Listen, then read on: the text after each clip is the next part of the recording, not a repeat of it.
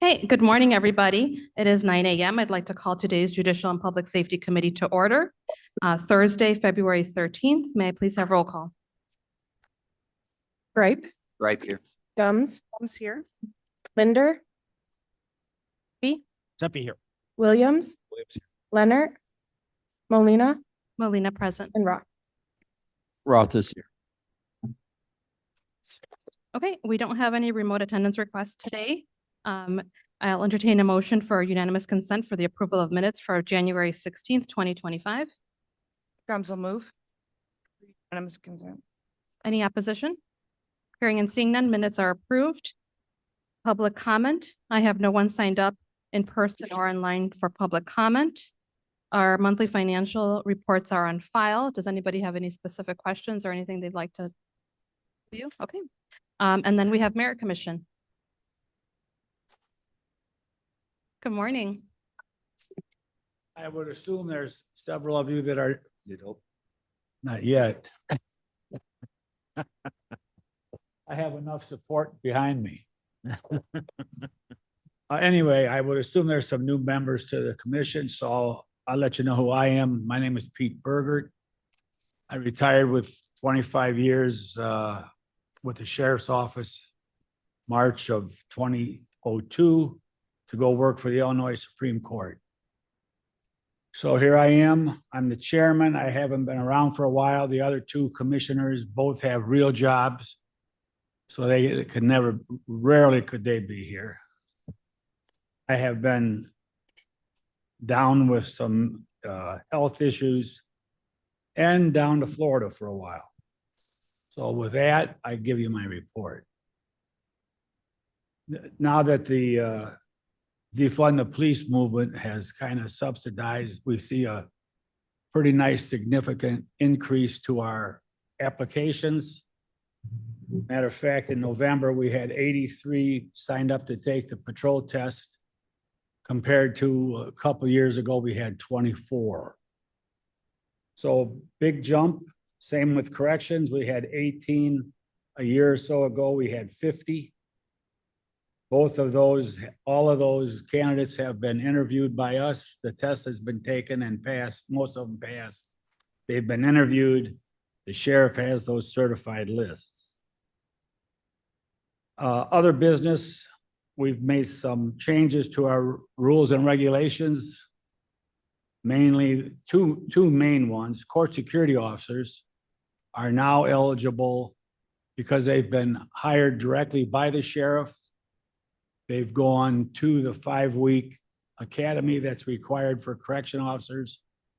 So if they desire to be a correction officer and the sheriff thinks they're a good candidate, they don't have to go through us. They don't have to take the test. They don't have to be interviewed by us. They go directly to corrections because they've already been to the school. Lateral transfers.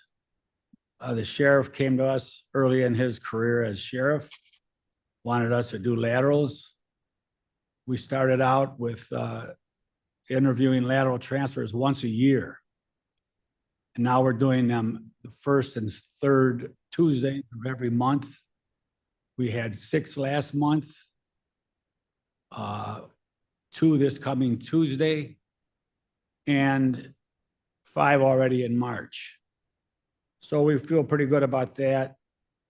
And then unless you have some questions, I'll see you next month. Nice to see you again. Any questions for our Merit Commission? Okay, thank you. Okay, we will move on to KingCom. Morning. I don't think your mic's on. Oh, there we go. Now it's on. Good morning. Our monthly reports are on file. A couple activities to highlight. As you will notice in the packet, our overall calls for service for January, we saw a significant increase. Our phone calls did trend slightly down from the year prior. A number of our municipal agencies had a large jump in activities. Appears to be more officer-initiated activity, which explains the increase. Additionally, just something to highlight before we get to our resolution that we have on file here is a happy birthday 911 on February 16th. It will be 57 years since the first 911 call was made in Alabama. And then that's all I have for my report this morning. Thank you. Any questions for Ms. Guthrie on the report? Mr. Grape. Thank you. It's not just for Ms. Guthrie, but Mr. Berger and I were talking about this morning. I'm one of those new guys he was talking about. And I think it would be great if each department, when they made their report, wouldn't just give us the overview like you just did. That's very nice. But I'm thinking 3 keys. So if everything's going fabulously, here are 3 really positive things that are going on. If they're not, here's 1 positive and 2 things that we're worried about. Or here's something we want you to work on, or here's something we need. Because if you rely on the board to review all the reports and figure all that stuff out, it may not happen what you need. So I would love it if each department were to say, things are on track, we're doing really great, or this one thing is going to be hitting us in 6 months. Would you please start helping us now? Or look about this, you know, Scott and I were talking about, we may need some money down the road. We don't want to spend the money, but here's what happened. That kind of stuff I think would be great. Just boom, boom, boom. And then we can think about that kind of sound bites that'll help us all, every committee, every board member. Thank you. Okay, Ms. Guthrie. Great. Can I respond? I can elaborate quite a bit. I feel like I include hiring kind of every time I'm talking on the monthly report. That continues to be our priority. Hiring is a huge priority for us. We did have a new employee that started last week. We are testing and we have interviews on March 6th. So hiring is constantly our priority, which is why staffing makes it at the top of our report. I will have a much more detailed report kind of reflecting on last year, the projects we accomplished and what we're looking forward to doing this current year when I bring the annual report next month with a PowerPoint.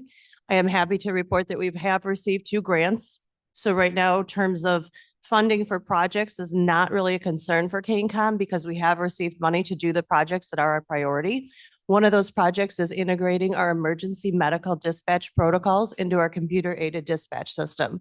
Right now, we use a separate card set that's kind of outside the main computer, and all of our protocols are in there where if someone calls and they've fallen, we follow the protocols and we ask them the questions for the ambulance service. If someone's having a stroke, if there's childbirth.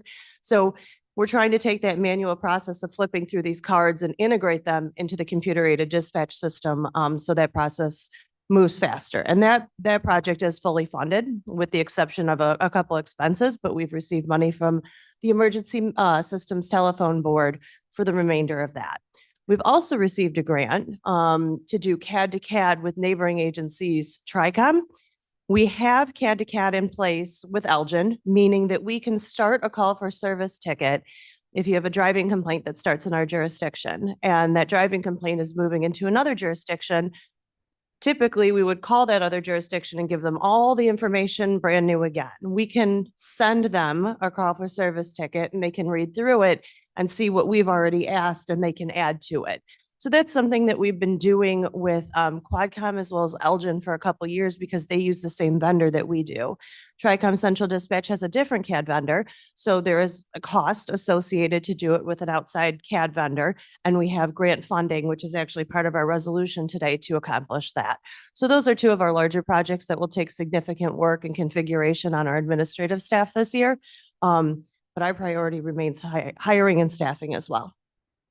Thank you, Ms. Guthrie. Any other questions for our director? Okay, do you want to go ahead and introduce your resolution? Sure. Our resolution this morning is actually just that, the CAD to CAD agreement with Tyler Technologies to do a custom export interface for that project.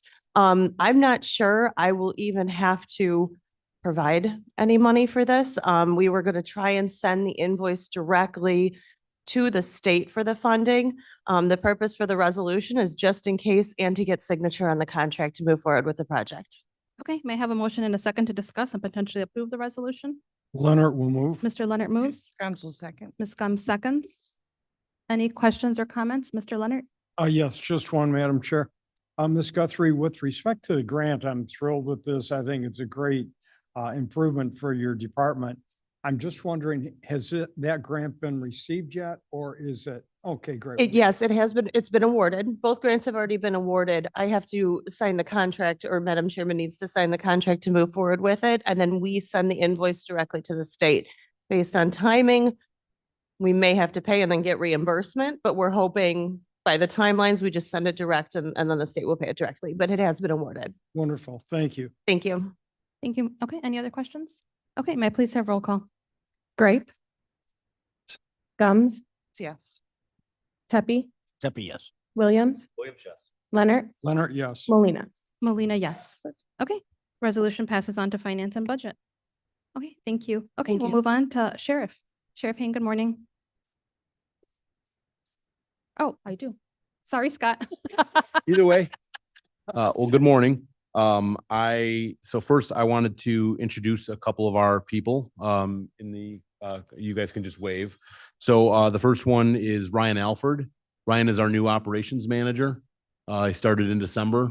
If you recall, Ryan was a volunteer with us from about 2010 through 2021 when he became a part-time person. And then just in December, then we converted him to full-time. So it's working out great. He's overseeing the volunteers and managing the fleet and a bunch of other projects. So it's been a great help.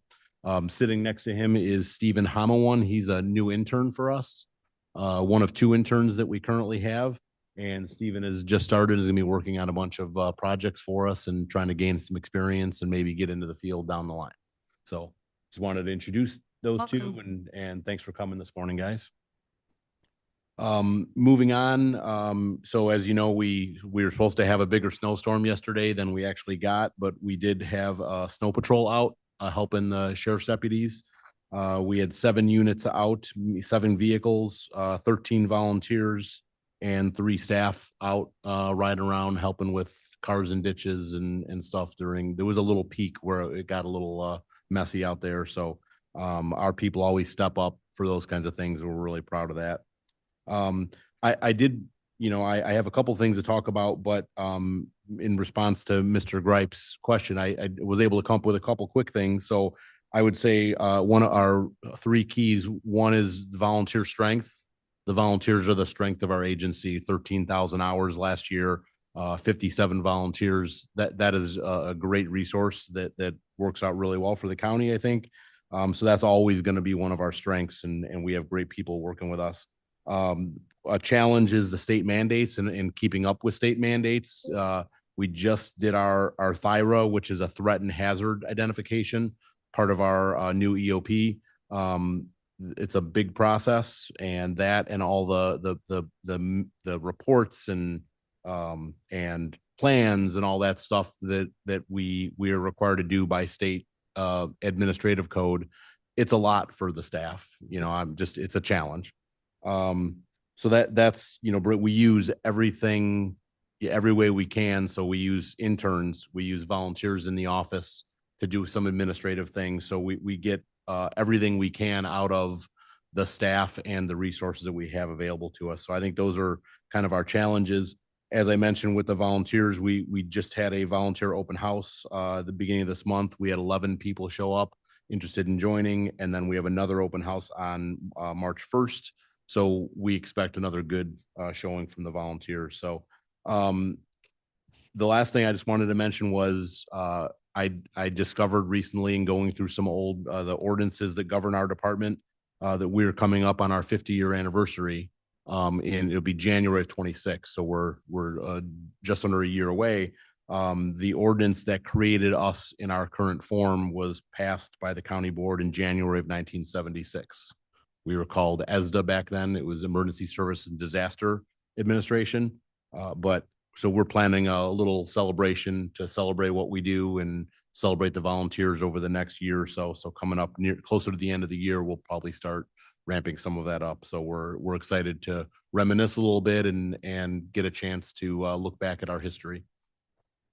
So I have a resolution, which is the procurement cards, and then I did bring a continuity of operation, draft policy that I wanted to discuss, kind of go through a couple of lines. I don't know if you want me to do it now, or if you want to do that under new business, or it's up to the group really, how you Yeah, why want. don't you go ahead and do that now and then we'll do the resolution.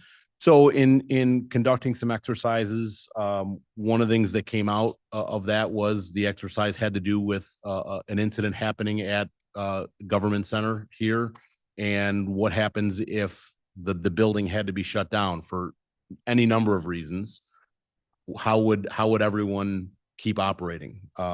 So we discovered that virtually no one has continuity of operations policies, at least among the departments that report to the county board. I don't know about all the elected offices, but so we came up with this policy that says we should do planning for such a thing. And it basically broken down into each department would need to identify their essential functions. What are the things that they do that if business is interrupted, they have to get back online immediately? What are the things that have to be done within a couple days or a couple of weeks? And they can identify those functions. And we'll provide them a template to put this together. And then once they've identified the functions, we ask them to identify, what are they going to do if they loss of people for any number of reasons? How do they replace them? Who does those essential functions and what are their backups? Loss of places is the loss of the, office or facility or things like that. What would they do if there was a reason that they couldn't be in their office? And then loss of things, of equipment, could be a natural disaster, could be a system that they use, like a system that we had that the company went out of business. How do you move on from that? And what are your backups? If you lose data or do you have records and things like that? And that's the gist of it. We don't want to tell everyone how they should run their operation. We just want to make sure that everyone has a plan to get back up and running. And our role is to help with that planning, provide the template, and once those things are done, put them all together into one countywide continuity of operations plan. Because I think as we look at the county's operations and disasters and incidents that could happen, there's always the response. If it's an active shooter, law enforcement is responding to that. That's the incident response that's always going to happen. But what are the consequences of that? What are the consequences of a tornado hitting this building and damaging it to the point that no one could work here?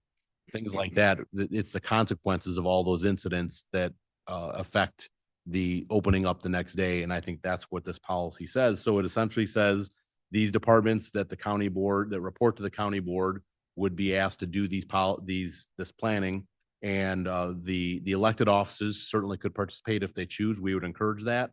And we would provide, as much as we could, staff to help with some of that planning and provide some technical assistance. So I kind of taken the long road with this to not rush it through, or I wanted to discuss it. I want to get feedback if there are changes that are needed, or there's departments that this won't work for. We want to be responsive to that because we want it to work for them. So we're happy to make changes.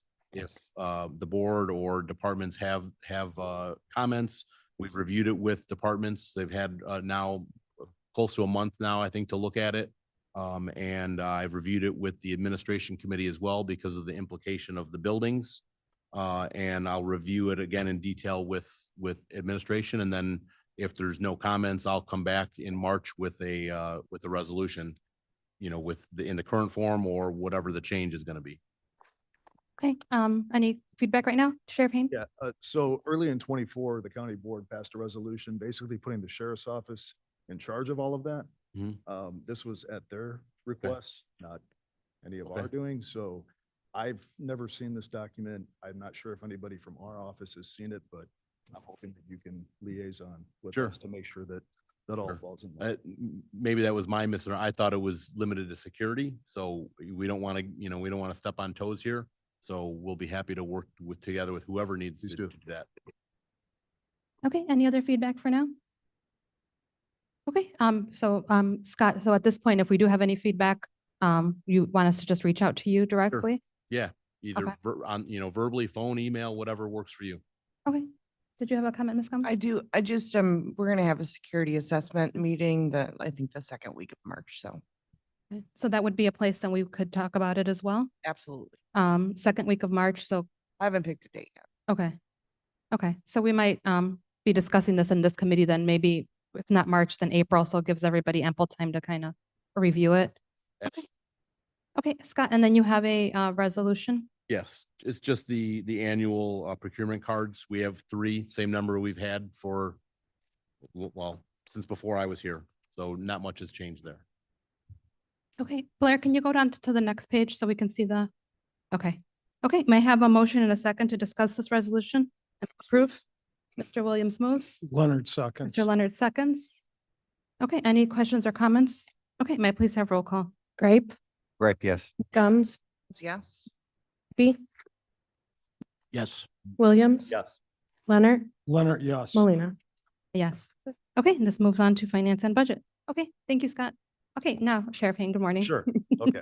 Happy to go. Good morning, everybody. Mr. Gripe, our reports are on file. What I would, you and I talked about this, when you came for a tour last month, which we really appreciate because we always want everyone to come through and see what we do at the sheriff's office and get a good understanding of our operations. But the reason why we put those reports up is just so you can see our budget tracking and that we're staying within lines. Then we have our monthly report from our social workers, our jail diversion programs, just so everybody can see the numbers that are coming through and the good work that all of our employees are doing.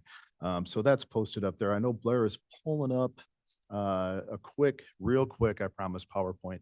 And I know that we're going to present a little bit more of this at committee of the whole later today, but I think it's important for this committee to see. So we've talked a lot about our jail programs and what we've done to really drive down recidivism and our jail population reaching an all-time low of 229 people in custody. That's from 550 when I first started as sheriff.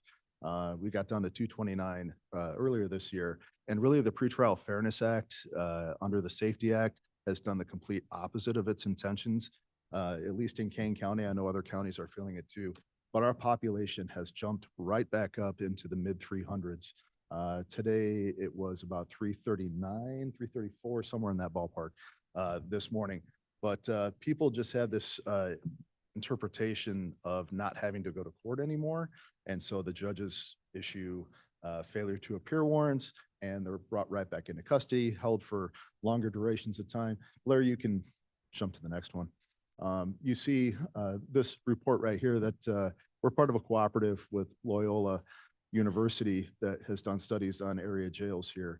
And you see how low we get from monthly admissions from January 2020 to what happened in January of 24. Again, completely the opposite of what the act was intended to do. And why I keep saying, I just wish they had just talked to law enforcement professionals that actually do this every day when they created this law. So next one, Blair. And that just shows when we talk about, your average detainee cost about $75 per day. That's really anywhere between $75 and $100 per day, depending on their needs. So that's the increase that we're looking at, about 2.5 million from 24 to 25. So that's a significant kick, I would say. And EHM, we had forecasted that electronic monitoring would increase under the act, and it certainly has. You see the increase in numbers. The only problem with that, originally when we started electronic monitoring through the sheriff's office, we were able to impose the fines a little more liberally, or the fees, I should say, for those that are on EHM. And now a lot of judges are waiving those fees under the Safety Act and PFA. And of course, when they waive the fees, those folks aren't paying, and we have to do that. So here you go, just some numbers. And again, I'll cover that more this afternoon at Committee of the Whole. And I've gotten choked up in this room before, so I'm not afraid to do it again. Tomorrow is our 1-year anniversary of the loss of Deputy Ruhai, and just wanted you guys to have Chris and his family in your thoughts. There's 3 kids that were left on their own after he passed. My lovely wife and I who's here are with them at least once a week, whether we're taking them out to lunch or fixing their leaky faucet in their bathroom or whatever it may be. But the sheriff's office, Commander McCowan, Chief Wolf are also here just as an acknowledgement of what his loss means to us all. So keep us in your thoughts, please. Thank you, Sheriff Payne. We feel your loss and grief is never ends. So we're with you with that loss. Thank you for being here. Mr. Tuppy has a comment or Yes, question? thank you. Ron, you had, I didn't hear all of your presentation back here, but the Pretrial Fairness Act was supposed to decrease the number of people that were held in detention, and yet you're saying that the reverse is happening. And why do you think that's happening? Just sheer, so first of all, like we've said all along, judges need to have more autonomy in making a decision. They need to be able to say this person should be held, this person shouldn't be held, what the restrictions are, what the parameters are. And they're really locked out of making that decision with non-detainable offenses. It should be person by person, criminal history by criminal history, crime by crime. So a lot of people are getting released. A lot of people that are violent offenders that shouldn't be in the community, and they're not showing back up for court. They're not adhering to their pretrial release conditions, and they're getting rearrested. And we just, I think it was yesterday's afternoon shift, I was looking at the shift report, just 2 arrests that night were for violations of pretrial conditions. People not adhering to what they're supposed to be doing while on release. And so if they were in custody and if they were going through our programs, or if they were released with some guidance and support like we were doing for years before this act, I don't think that we'd be in that situation. I agree, but I see that increase in people that you're detaining. And I also see the increase in those that are on electronic monitoring. It's, you know, it's a shame that the laws gets in the way of common sense. So Yeah, it does. And it's really, it was a broad sweeping law that I understand its intent, but it really missed the mark. Thanks to Jamie Mosser for all the work she did to try and yeah, get them to make a little more sense of it, because they wouldn't listen to us, but they would listen to her. I'm not sure why, but go back again, Jamie. but Jamie did a great job on that. And I do have to revert real quick back to Deputy Ruhai to show how deep our blue blood runs. Tyson Guthrie, who owns a great plumbing company, Michelle's husband, has given his time and equipment to the Ruhai house on our behalf several times also. So it just, yeah, it's a great family thing. Thank you, Sheriff Payne. Any other questions or comments, Mr. Gripe? Thank you. And just 2 quick things. First, with my tongue planted very intensely in my cheek, I will be surprised that the state legislature would ever do anything that would have unintended consequences. But relative to Deputy Ruhai, I never had the pleasure of meeting him, but I did have the pleasure of meeting a deputy who was involved in a shooting, had been shot and he was doing a detail at our church, Christ Community Church. This guy didn't know I was on the county board. Not that that really matters, but at any rate, I said, I knew you had taken a tour, could have been a citizen doing it. And this guy, and I'll get his name for you, I'm terrible with that, but he went on, and his wife was standing right there. And he said how supportive you personally were, how supportive you and the department were for him through that. And his wife really made a point of how amazingly you and your wife were supportive to him. And he said, love that guy, put that in quotes, you know, that you were such an impact to his family and his life that he couldn't be more pleased with who was in sheriff. And I had to say that. I may say it again this afternoon because it bears repeating, but I was so pleased to hear that we have a guy running our sheriff's department who really, really cares. Thank you, Mr. Grapp. And it's a lost art in law enforcement these days, where leadership is not courageous enough to to stand up for their people. And I'm fortunate enough to have my number two here as the same person that I am, making the same decisions, showing that same support to everybody. So hopefully it carries on. Okay, and Sheriff Payne, you have one resolution for us to review, It's just the the P annual cards. P card thing. Council move. Williams, second. Motion by Ms. Scums to discuss and potentially approve the resolution. Mr. Williams seconds. Okay, and those are the P cards. Any questions or comments? Hearing and seeing none, may I please have roll call? Gripe, Gripe, yes? Gums, Comes, yes. Pepe, Yes. Williams, Leonard, Leonard, yes. Molina. Molina, yes. Okay, that passes on to finance and budget. One thing I do want to add for everybody, I think we're going to be talking about this in committee of the whole.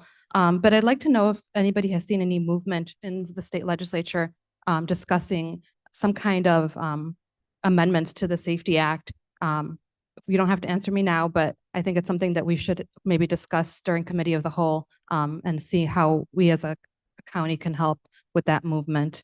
Okay, and then we'll move on to Coroner Silva. Good morning. That's going to be hard to follow with the data that I have, but I will try to keep it positive. Good morning, everybody. So I am going to be a little wordy, maybe redundant for the next few meetings, just while we get into the habit of understanding what the terminology is that we use at the coroner's office. It's really important for me that you understand what these numbers signify. Blair, may we have the first? There you go. So one of the goals of my administration is to provide you with information in real time. We are having to contend with 395 cases, which require extensive investigation by my office. Remember that this doesn't mean that there were only 395 cases of death in King County. A hospital stay over 24 hours and no recent surgery is not reportable to us. So 346 of these cases are considered return to medical.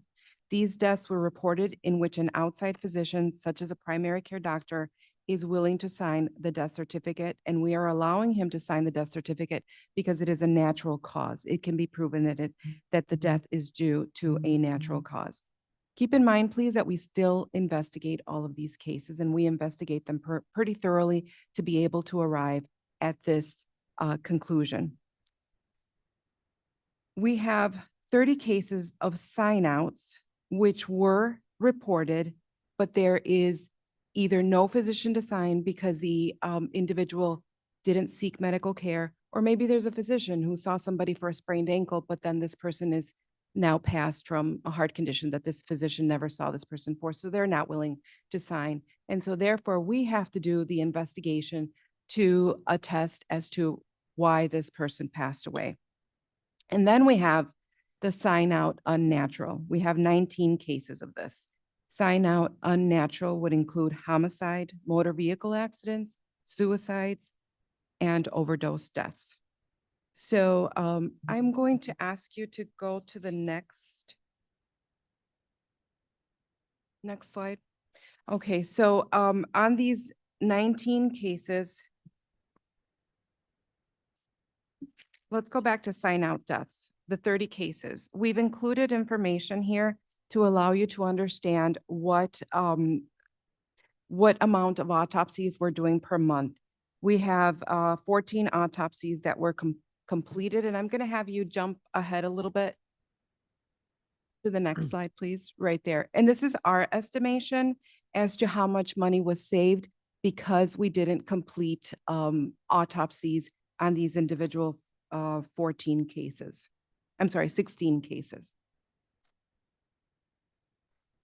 Thank you, Blair. So we had no cases of homicide in January.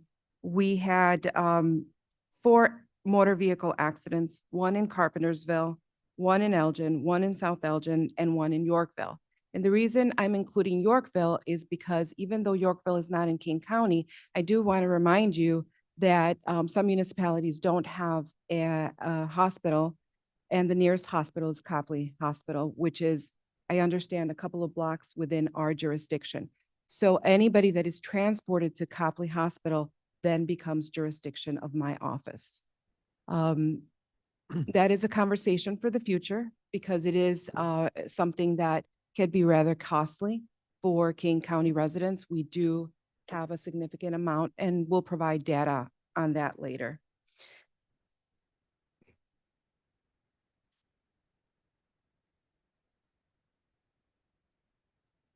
And we also have information on, we have that type of information of what we save by not doing autopsies on sign out cases and also on sign out unnatural cases. Because we don't always have to autopsy somebody who is considered a sign out unnatural. If it is very evidently somebody who completed suicide, there is no need for an autopsy. But again, I have to stress that there is an extensive investigation. So we do have to devote man and woman hours to this. And there is a lot of time that goes into these cases.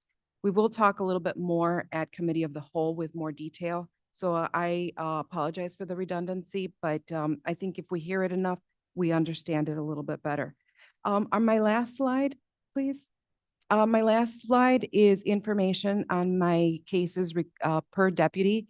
And I'd also like you to consider that we're still working on cases from December, possibly from November, and we're receiving new cases now in February. So this is a snapshot in time of what our deputies are working with, but it could be much larger than this. And one of the issues that I'm having to contend with is the amount of time it takes us, we spoke about this before, that it takes us to close out a case. Because remember the example of we can't even change our cable bill without the death certificate. And the death certificate is not achieved until the case is closed. So that is something that I look at carefully.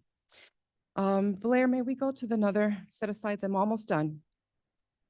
One of the things that I'm very happy with, we talked a little bit about this last time, I believe, is our collaboration with the King County Health Department.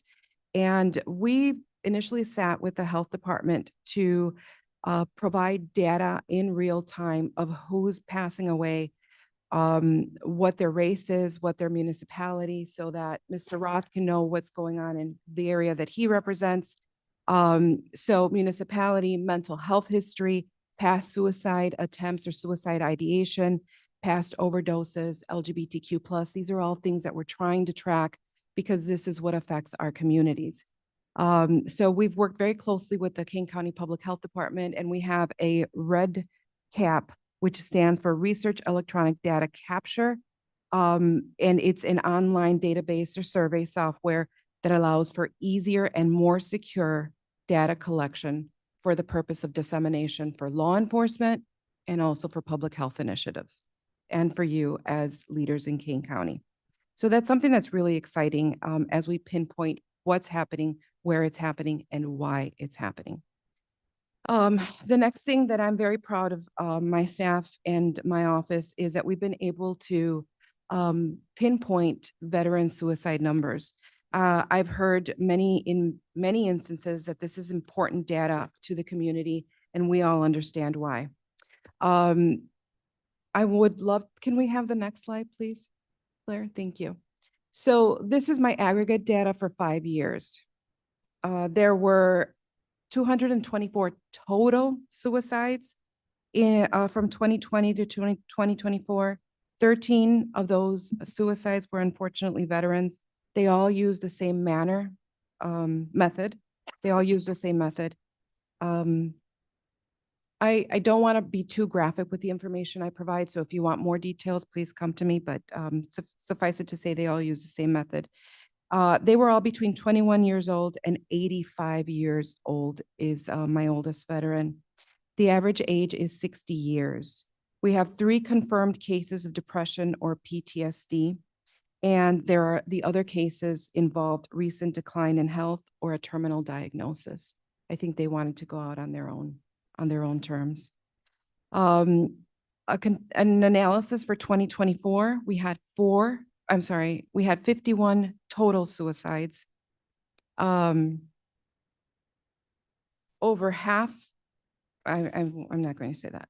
73% were white males, one was a veteran, 14% were Hispanic, Latino, 6% were Black, and 4% were Asian. So in 2024, we had one veteran suicide with 51 total suicides. In 2025, I've checked and rechecked. I'm proud to say, and I'm happy to say, we haven't had any veteran suicides to this date. So whatever we're doing, we need to do more of it. And hopefully I can sit here in December or January of next year and let you know that that number has stayed the same. Would you mind giving me the next slide, please, Blair? That's the information that I have regarding suicides by municipality. There were no veteran suicides in Batavia, Geneva, or Sugar Grove. We've talked about this. 2021 was the highest number of veteran suicides at 5. And of course, 2024 is the lowest with 1. Suicides in general trended up with 2 in 2020 and 50 in 2024. I will close with 2 things. Remember, we identified 5 major areas of concern for the constituency. People want to know that they're safe. People want to know that we're addressing mental health and using resources to help people who are suffering from domestic violence, suicide ideation, bullying, and of course, adverse childhood events. Fentanyl is a very important thing, and we're also keeping in mind our fentanyl numbers, and that is something, again, that we're tracking through REDCap data with the King County Public Health Department. Veteran suicides, we just talked about, and also getting answers to the community, to you and to our families as soon as possible. And that is why we're working on shortening the time for our case closures. That is all that I have for today, with the exception of thanking Mr. Gripe. We really appreciate the fact that you took the time to come out. I know what we do isn't always pleasant, but the more you know, the better informed you will be when you make these decisions. So we thank all our partners in keeping people safe. And also, I would like to let you know that the big initiative that we have is to be more present in the community. So we're doing the polar plunge. I have one commissioner signed up to attend, and that's Mr. Gripe. So if you cannot, Mr. Gripe is making us all look bad. I just want to put that on the record. if you cannot attend, or if you would not like to take the polar plunge, please come out and support us or make a donation. So thank you so much for your time. Okay, any questions for our coroner? Ms. Gums? I would just like to say I will see you, Mr. Gripe, but I'm supporting the state's attorney's office. Oh, Uh-huh. oh, that hurts. Love you, Monica. And You're mine next year. Coroner Silva, you do have a resolution, and this is for the P card review. And we have 3 P cards listed there, and our limits are a little high because we had situations where we had to buy a burial plot in the past. And because the limits were so low, staff had to go back each day to charge it. So I don't really use it. We don't really use it, but it's there when we need it. Okay, may I have a motion and a second to discuss and potentially approve the resolution? Great moves. Mr. Gripe moves. Jeppy seconds. Mr. Tepe seconds. Any comments or questions? May I please have roll call? Grape, Great, yes. Gums, Yes. Tepe, Jeppy, yes. Williams, Leonard, Leonard, yes. Molina. Molina, yes. Okay, and that passes on to finance and budget. Thank you. Okay, thank you, Coroner. Madam Chair, real Sure. quick, back at you, because you pointed me out, but I just wanted to Yeah. mention that I was very impressed in the tour, highly recommended, because departments change. You know, I'm new, so I don't know any better, but one thing that really impressed me about Dr. Silva and her staff was just their interest in doing the job right, but in learning about it. So we've talked about going to the VFW, having served myself, trying to slow down or stop the suicide in veterans. And that's not her job necessarily, but I love how department heads all around the county are doing this kind of stuff. And so we're going to be meeting with the vets to try and head off the stuff before it happens. So that's all just positives for you. Thank you. Thank you so much. And I would just like to say, I appreciate that. And we are keeping an eye on the actual responsibilities of the coroner's office. But there is more that we can do. None of this costs the taxpayers anything. So thank you, Mr. Gripe. Thank you. And Mr. Tepe?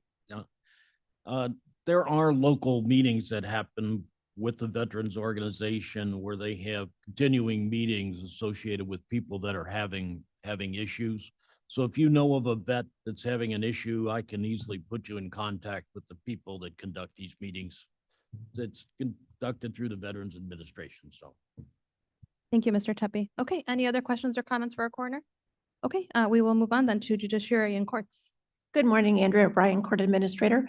Judge Villa apologizes. He can't be here today, but he will be present this afternoon for all of our presentations. I just want to give a few updates. First of all, we are about to release our annual report for 2024. So we are finalizing that, and everybody, I think we typically provide copies to all the board members. So we will be doing that as well.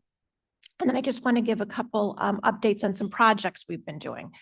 We are almost finished on installation of our courtroom technology project at the Judicial Center and our informational kiosks out in the public spaces and docket displays as you enter the courtrooms.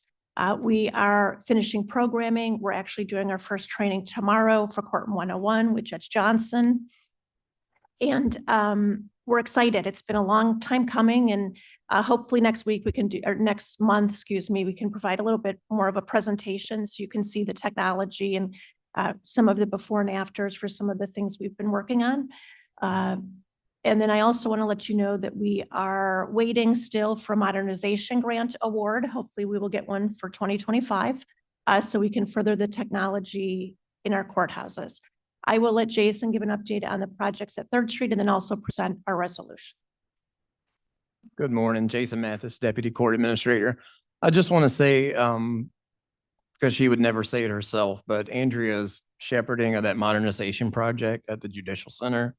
A lot of you are here. Mr. Roth, I'll look at you when I say this, is when we started this, the amount of work she's put in to get this done between the vendors and just how hard the building has been to retrofit with all the technology is just unbelievable. So I just want to acknowledge her with that.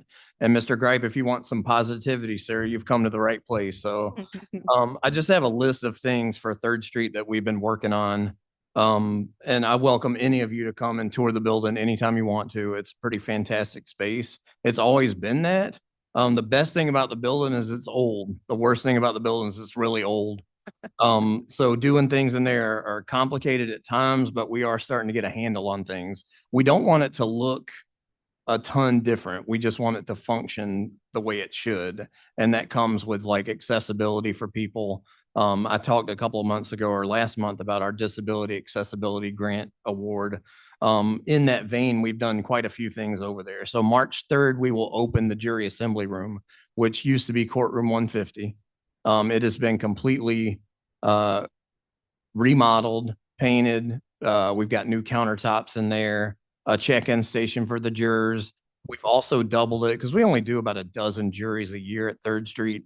So we really wanted to make the most out of the space. So we've doubled it as a meeting space. If you've ever seen the jury assembly room at the Judicial Center, we've really mirrored courtroom 150 to look like that. As far as the technology, the tables, we can reconfigure the space in a rectangle, however someone wants it, that reserves the room for a meeting, presentation, whatever you need. So if that's something you're looking for, the price is right, just let me know because it's free. The state completed electronic recording installation in courtroom 210. That was important because we were able to move Judge Phoenix down to 210 from courtroom 350. If you've ever been in 350, it was a very small courtroom. It was small to run a jury. It was even smaller for people to actually access the courtroom. So in that accessibility vein, we moved him down to a much larger, much more functional courtroom. Courtroom 350 will still function. That's never going to be an issue. But we're going to retest that courtroom for something not quite as intense as a law division trial. If you've been over to the building recently, we installed some new double entry doors that have new disability switches. So you hit one switch, all 4 doors will open and you can access the building, which If you've come over there before, it was really like entering a phone booth to get in the building. It was one door. The accessibility switch may or may not have been working at the time, which is unacceptable. So that has been taken care of. So all that being said, we would really like you guys to come over and see the building. We continue to make improvements. The technology modernization installation that happened at the Judicial Center is currently happening in Third Street. We had a holiday yesterday. That building was a hotbed of activity. They were installing technology in 150. They were coring the floors in there for the electricity for the modernization project. And they were redoing the ceiling in courtroom 210 to make that even more functional. So we always have things going on at these buildings. You know, from on the positive, you could call it standpoint, none of these projects are a drag on the general fund. We've found alternative funding for every single one of them, either through our facility fee or through our modernization or through the disability grant. So if that question were to come up for everything that we're doing, we're solid in answering that. So with that, we'll take any questions you have and then we'll present our resolution. Thank you, Jason. Any questions? Okay, go ahead with the resolution. We have one resolution for our P cards. And it's 3 users, myself, Andrea, and Judge Villa. Okay, may I have a motion and a second to discuss and potentially approve the resolution? Leonard moves. Mr. Leonard moves. Mr. Williams seconds. Any comments or questions? My only comment is, do we not trust the Judge Villa with the $10,000 limit? You know, we had, Judge Hall had the same one, and I asked the same question, and I don't know, we maybe just never revisited it. Trust me, if the chief pushed that, we could probably get it changed for him. Okay, may I please have roll call? Grape, Gripe, yes. Gums, Gums, yes. Tepe, Williams, Williams, yes. Leonard, Leonard, yes. Molina. Molina, yes. Okay, and that passes on to finance and budget. We'll move on to State's Attorney. Ms. Mosser, good morning. Good morning. Our monthly financial report is on file. The 2 things that I want to talk about, the first is that we're out of space in the Judicial Center. We are sitting on top of each other at this point. There are people who have to do remote work from home to be able to do anything.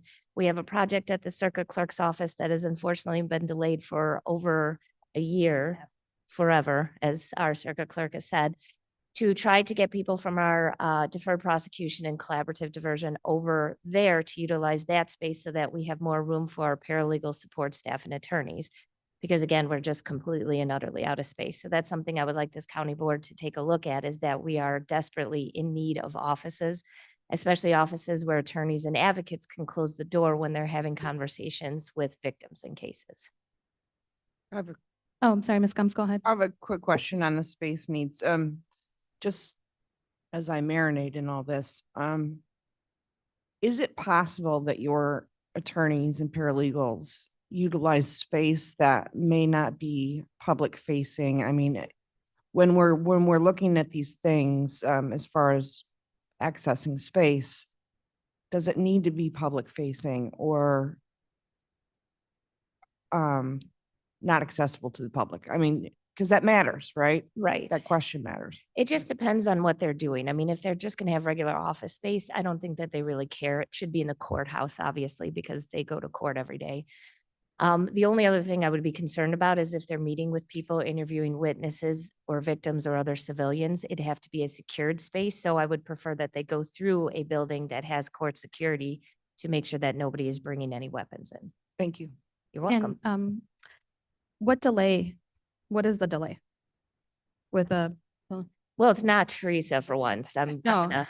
So we have been told that it's gone out to bid a couple of different times. We had funding that we've unfortunately lost as a result of it because we had a grant to do it. Now we no longer have that grant. I think that's a better question. I know that Mr. Fonstock has been on top of all of this, but it's gone back to bid. We're still waiting for the final one for it to happen. I think now they're securing funds for it again. We're applying for another grant to make sure, but that only really is a Band-Aid on the issue that we have, because that will move about 8 people, and that's not enough at this point. okay, yeah, I know one of our goals is to try to address the space needs. Your department is one, but there's multiple departments under the judiciary that need space. So we're going to keep Great. trying to address it and keep highlighting it as a challenge. I think it's important. But sorry, carry on. No, that you're fine. The second issue that I have to talk about is legislation, weirdly enough. There is not a lot of will to do anything on the Safety Act is what I am finding when I go to Springfield and I talk to people. The unfortunate nature is this is a very polarized issue where there is legislation that has been proposed by Republicans and is being opposed by Democrats. For myself, as the state's attorney, I'm very active. I'm the chair of our legislative committee for the State's Attorneys Association. We have weekly meetings with the association to talk about different legislation that is coming through and legislation that we're proposing, legislation that we're supporting and opposing. I want to talk about the Safety Act to say that there's a lot of fixes that need to happen on that. We have been drafting that. We have been proposing it to legislators, but nobody is willing to put it up at this time, or it will be proposed as legislation, but it just stays in a committee and never gets out of the committee.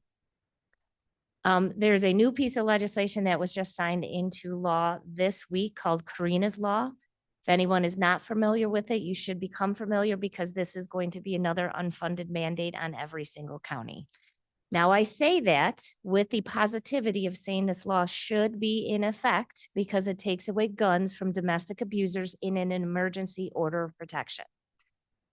This is what we want because statistically we know that victims are more likely to be killed leaving their abuser within the first 72 hours of when it happens.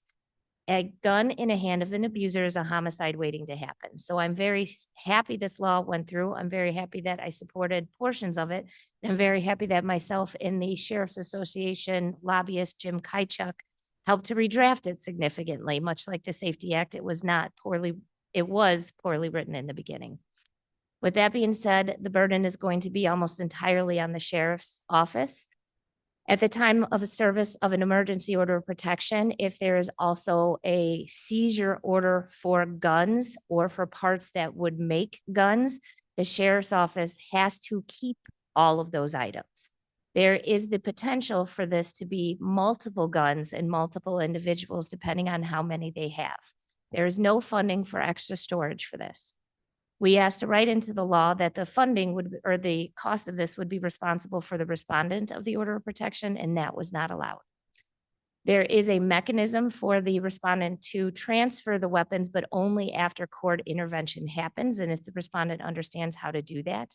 And frankly, we also asked for a mechanism that if a plenary order of protection or a 2-year order of protection were issued, that the sheriff's office would be able to dispose of those weapons. They would not write that in. So if a plenary order of protection is issued, they have to hold on to those guns for a 2-year time period, which not only affects their storage capability, but also creates a liability if something happens with the guns and at the end of the 2-year time period, the person is coming back for that. In addition to that, and the most concerning portion of it, is that the legislature is now allowing civilians to write search warrants for homes. So I will give you an example. Wife goes for an emergency order of protection. Husband has a lot of guns. There is abuse. She goes into court and she says, I would like an emergency order of protection that includes protection of me, my children, and I would like his guns taken away. That's granted by the court. She also asks for a search warrant. A search warrant is a legal document that allows law enforcement to get into vehicles, buildings, and homes. The only time we have ever allowed search warrants to be executed is after a law enforcement officer drafts it and brings it to the judge. Now a civilian is allowed to draft this search warrant. The civilian is expected to draft it with the same particularity that a sheriff's office or a sheriff's deputy would, which means listing the place in detail where the items are. There has to be recency and a whole lot of other law that goes into this. When this is issued, it is then given to the sheriff's office for service, our sheriff's office. Now, our sheriff's office may have no knowledge about these individuals whatsoever, and they have no verification of whatever it is that the petitioner is saying in this search warrant. They are given 96 hours to be able to review this search warrant, to do whatever investigation they need to do to confirm everything, to possibly sit on the house to see whether or not they need to ask for a no-knock warrant or if it is frankly the actual building that they're supposed to be able to go into. And then it is entirely the sheriff's office responsibility at this point to serve those search warrants. Now, a court can direct another police department to serve a search warrant. So for example, the Aurora Police Department, if the home is in the city proper, the court can issue the search warrant and can have Aurora Police do that. So this will be a shared responsibility. However, without having any knowledge of this, with having a civilian write this, we're putting a lot of liability on our officers. And I'm very concerned about all the officers of Kane County and Illinois. And then mostly, obviously, the ones that I legally represent, which is the sheriff's office. We pushed against this. We made different suggestions for it, ways to be able to get a search warrant if it's just a civilian who is petitioning for it. But unfortunately, it is still within the law. Now, I have committed to all of Kane County that I'm going to be able to review these as much as possible and help the officers. Obviously, we will be doing that with the sheriff's office. I'm also providing statewide training through our Let's Be to all of law enforcement so they know exactly how this is supposed to work and what they should be doing if they're presented with this situation. And again, while this law is a great law with the intended consequence of taking guns from abusers, I am fearful of what this is going to mean for law enforcement and another unfunded mandate that we are going to have to deal with at some point. So unless there's further questions, I have a P card resolution. Just one question, Ms. Mosser. Is the judge still the one issuing the search warrant? So it still has to be in front of a judge to review it regardless of who writes it? Yes. Okay. So, and I can actually give you an example though of something that happened out of Cook County. So we do have the firearms restraining order that allows civilians to get search warrants.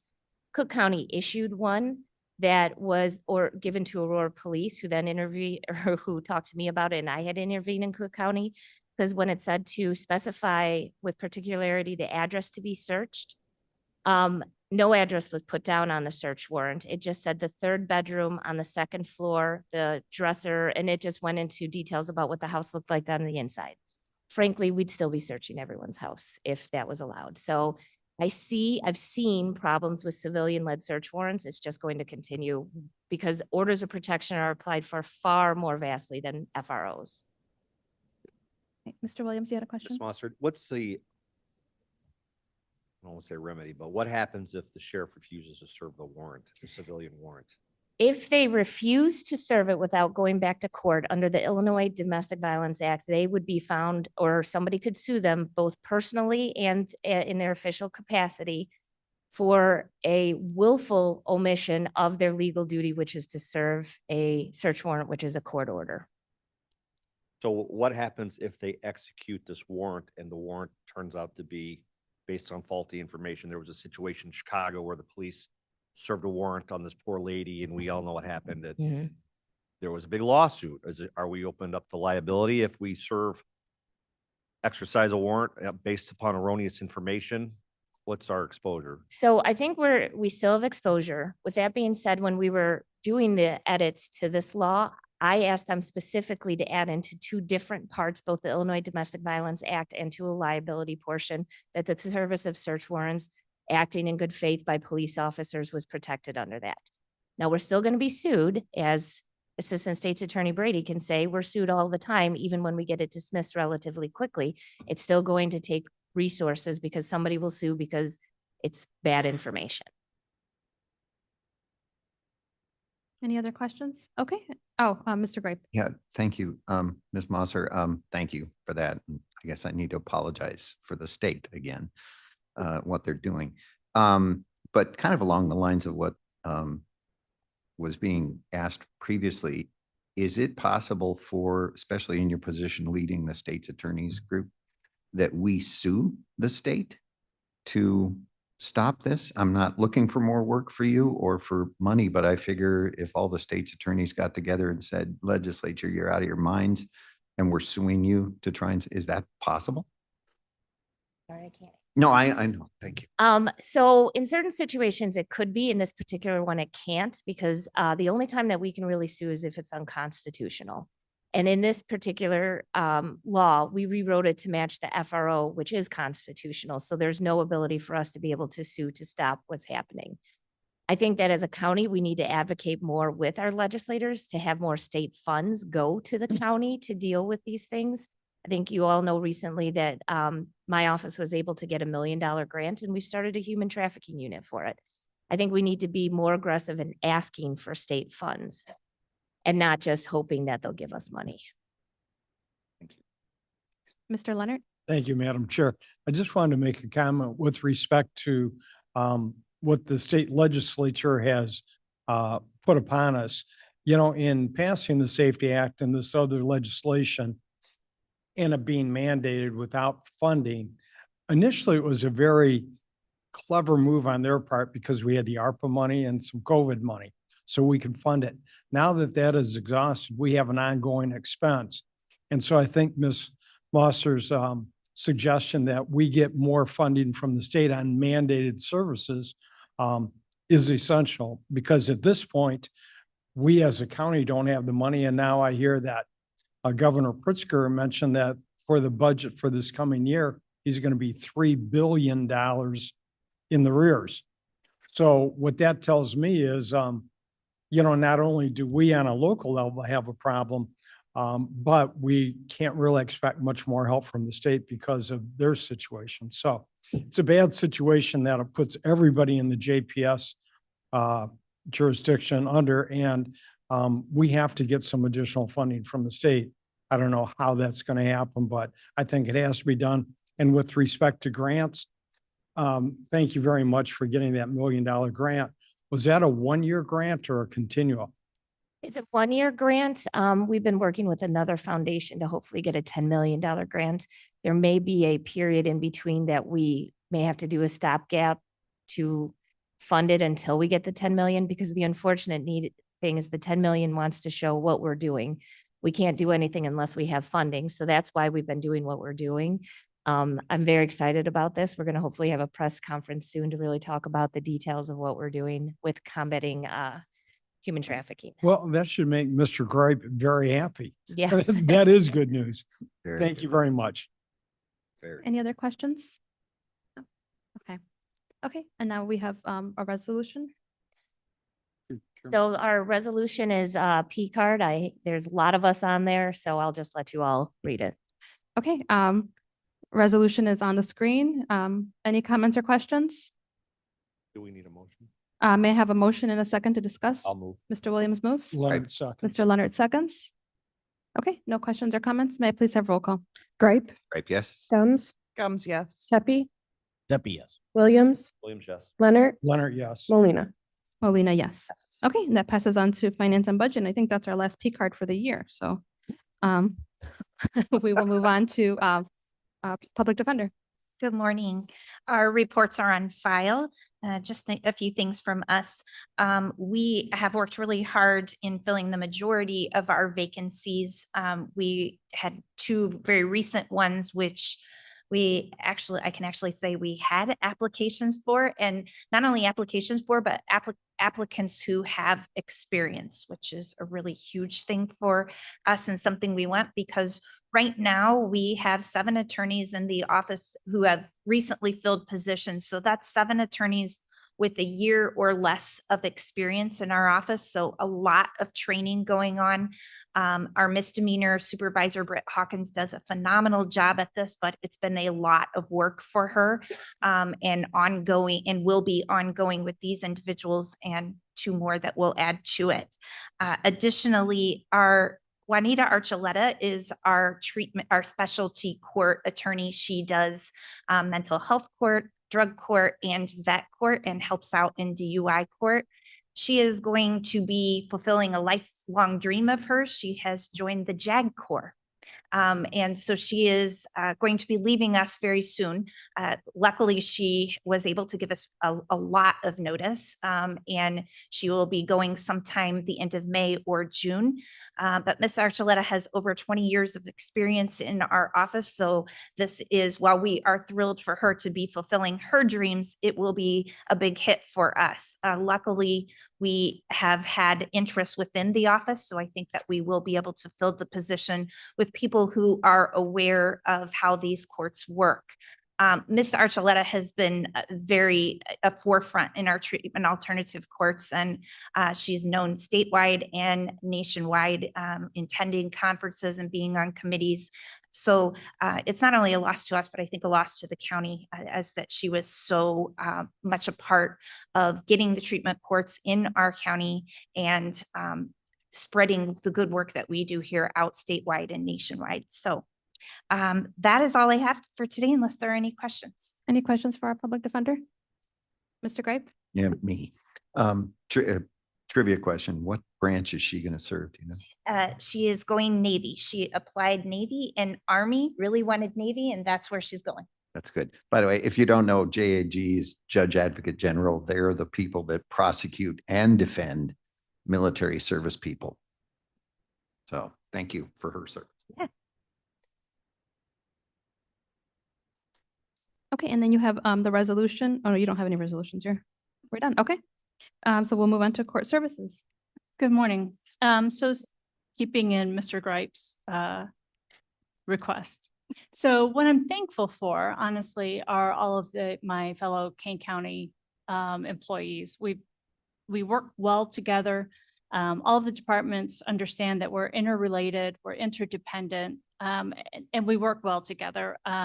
In my statistics, in my reports that I have on file, you can see that juvenile cases are trending up slightly. For example, last year at this time, we had about 423 juveniles under supervision. Right now, as of December, at the end of December, we had 466. That's an increase of 40. My administrative office standards require for juvenile around 40 or 50 juveniles need their own probation officer. I'm not coming forward with anything like that, but I'm just letting you know. And my officers do a tremendous job of helping each other. You know, someone will volunteer, you know, I have some time, I can help with drug drops or whatever.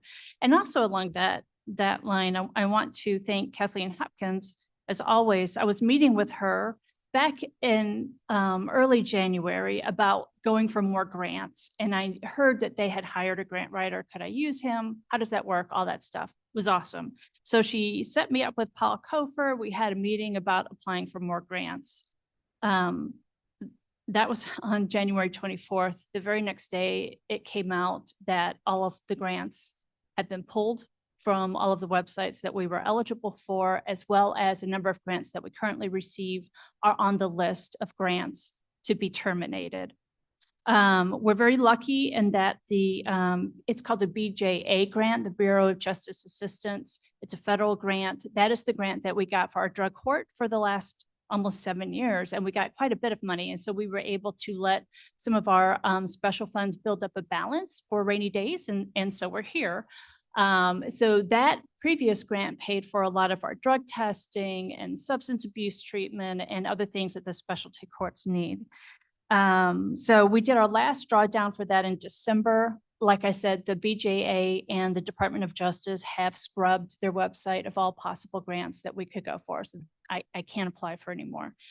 I also need to tell you that, so we got a $150,000 grant through the Bureau of Justice for something called the Swift, Certain, and Fair program, which is what has allowed us to send people to drug treatment after we lost the BJA grant.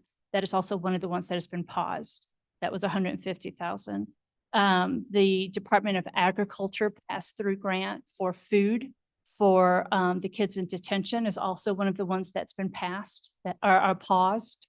That is a pass-through from the Department of Agriculture. That was $100,000. The DUI grant that we get from the Illinois Department of Transportation is also a pass-through grant from the feds.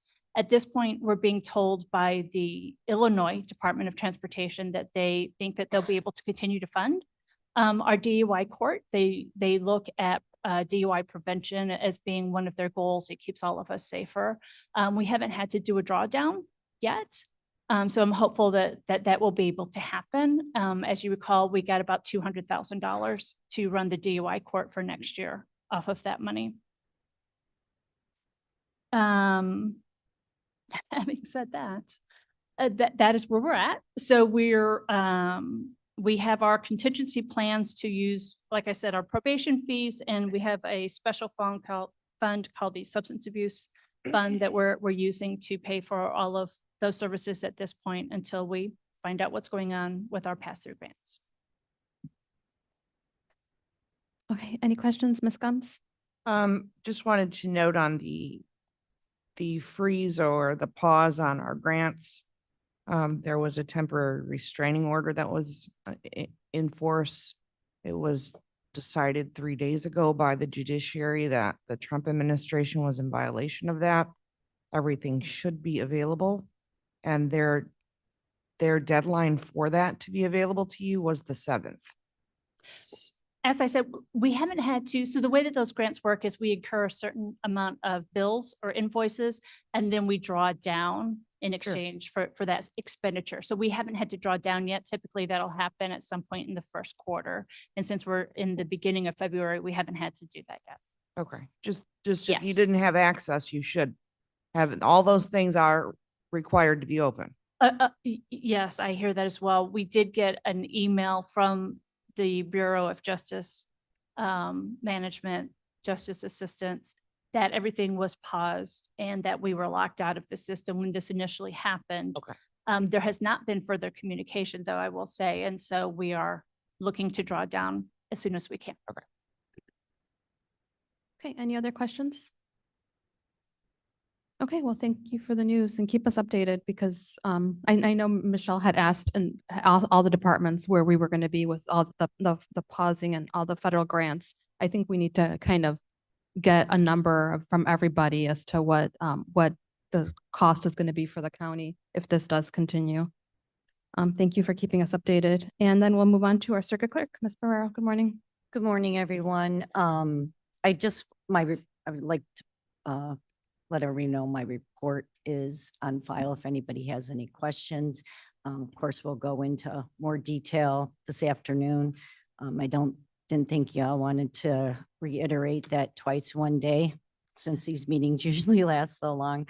A couple of things I do want to talk about, what Mr. Wright mentioned also, and what Ms. Gums mentioned is when you talked about the security meeting that's coming up, I would like to point out that if you could also add cybersecurity to that agenda.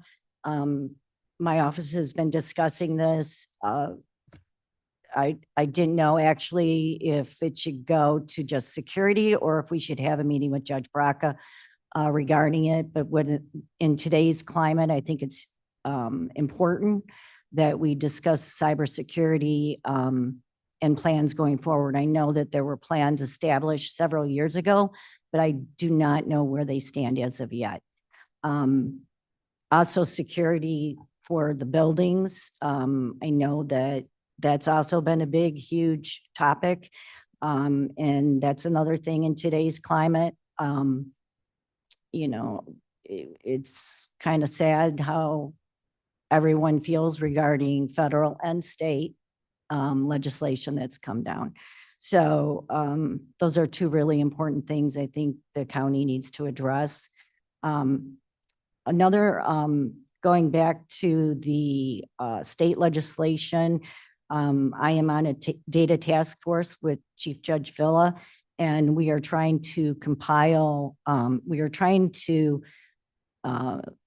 collaborate ideas on how to compile the data for 102 counties, because we all use different systems, so that they can address more of this legislation that's coming in. And I think it's really important once we have established our plans going forward, then they can compile more data to address more of these legislative issues that have come out of the Safety Act. And I think it's really important that we accomplish this because as professionals, we can't move forward unless we know what the data is to help others understand what the legislation is. So that's that. And then to address Mr. Gripe's suggestions and comments, There is legislation coming down regarding expungements and increasing that. That will obviously increase staff in my office again. We are operating at about a third of what other counties operate in deputy clerks.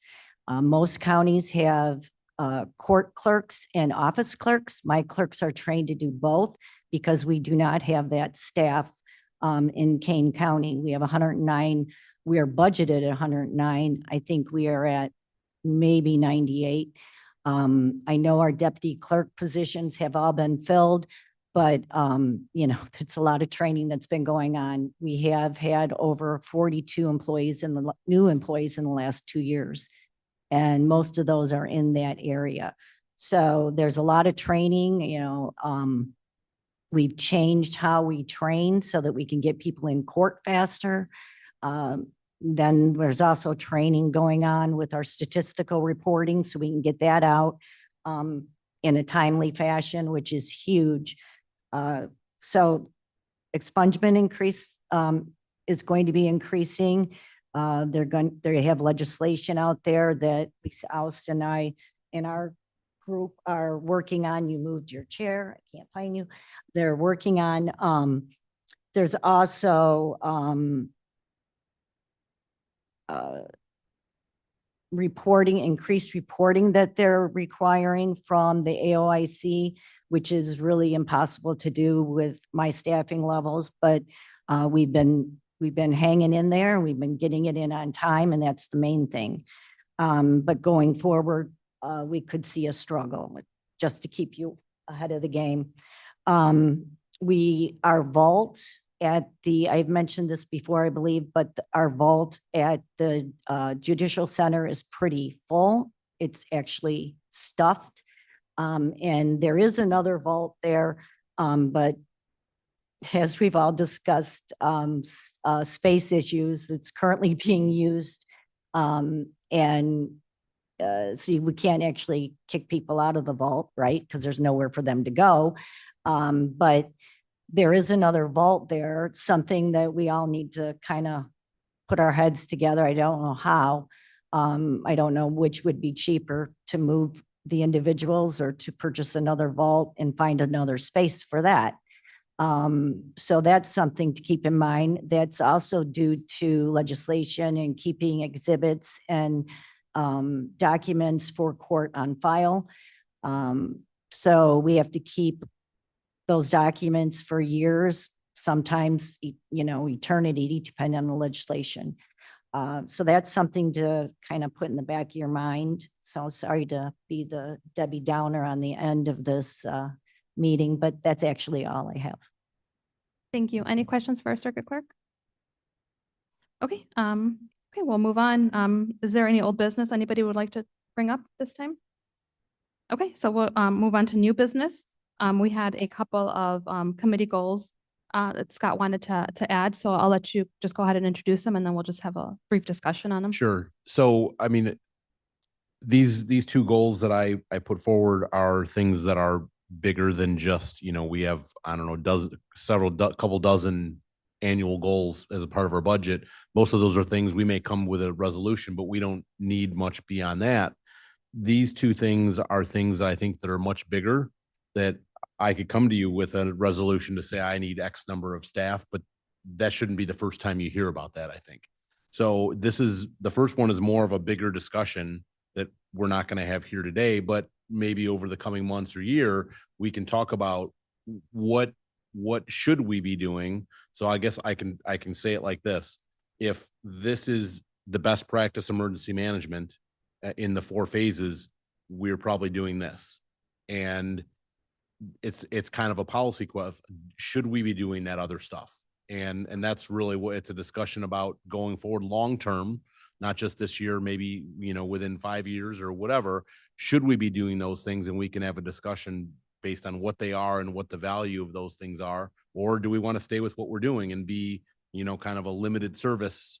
And this is what we provide, and the other stuff we can't really get to. So where we don't really get too much is in the recovery and mitigation phases. And it's already been a long meeting, so I don't want to bore you with those details, but I think it's something we can have a longer discussion about, and I can come in the coming months with, plan to come next month with the results of our THIRA that gets in a little bit of that. And we can talk about, you know, the THIRA basically identifies threats and hazards.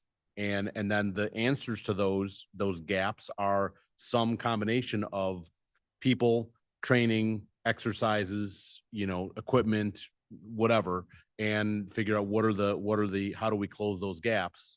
And we can start those discussions and figure out what should we be doing, or are we happy doing what we're doing? Okay, That was that the was the first one. Okay. The second one is about our mass notification system. It's a very expensive thing. The current one we have, we pay about 37,000 a year. I think it's funded out of the, I may get the term right, it's the Public Safety Technology Fund, I think, is where that money comes from. And we have Code Red. And I mean, it's not a very user-friendly system. I know we've had discussions under Sheriff Johnson and I and Julie Mann, the county's PAO, have kind of looked at it, and we're probably not using it as best we can, but I think we need to look at long-term, what should we be doing in terms of mass notification, and is there a better solution? I know there are other solutions that when you look at are clearly better, but to the tune of 70 to 100,000 a year, which, you know, we're talking about double what we're paying. So that's, again, that's not just, I'm just going to show up with a resolution and say, hey, let's spend 80,000 a year. I think that's a longer discussion about what should we be doing? What are the services we're offering the public in terms of mass notification, is that sufficient, or should we be doing more? And I think that's why I brought these two things up, because I think it's a longer discussion about what we're currently doing and what should we be doing, and then what is the solution to that if we choose to do more. Okay, does anybody have any comments right now? If everybody's in agreement? Oh, Ms. Gumbs, go ahead. Thank you. I would love to engage in that conversation. I think public safety is obviously a huge issue for Kane County, and you've identified things that we probably, sounds like, should be doing differently, but that's going to encompass a larger conversation. But public safety is and should be, in my opinion, proactive and not reactive. So we see all over the country reactive to disaster or situations. And, you know, that just is horrible for constituents' lives. So being proactive is better. So, is everybody in agreement to add these to our committee goals? I think they're both important subjects that we should be keeping on track for the rest of the year. Okay. Yes. Okay, so we will do that. Okay, so may I have a motion to place reports on file? Williams asked for unanimous consent. Position? Okay, reports are placed on file. We have no need for executive session. May I have a motion and a second to adjourn? Steppy moves. Mr. Tepe moves, Mr. Gripe seconds. All those in favor? Aye. Any opposed?